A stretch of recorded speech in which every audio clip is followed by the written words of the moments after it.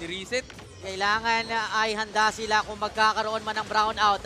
Tatago sa likod si Clarence ang hinahanap mga kaibigan dito ni CJ Lord. Patay si Nari! At nakuha ni Clarence yung Lord!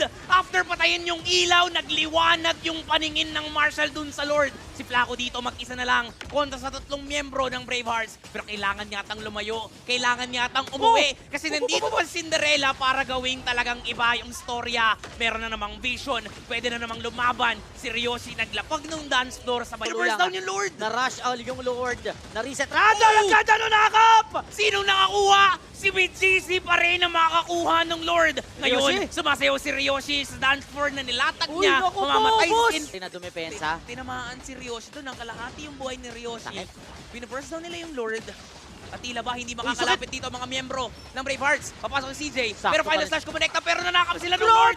Sino makakasecure niyan? Wait lang, hindi pa muna yun yung on at yun yung focus. Kasi ang target muna, patayin si Clarence, patayin si Sinful, pabagsakin isa-isa ang mga miyembro ng Marshall. Ito na siguro yung pinakamatagal na 20 seconds sa buhay ni Sinful. 15 seconds 15 para kay Sinful. seconds. Nakita. Basag yung Torres sa may ibaba. Alas, papasok na rin si Cinderella. Ang gusto nilang katayin at si BGC. Mawawala na si BGC. Sinful ngayon, 5 seconds. Uy, sakit ang bagsak! Tina-tower lock na. At yung bawi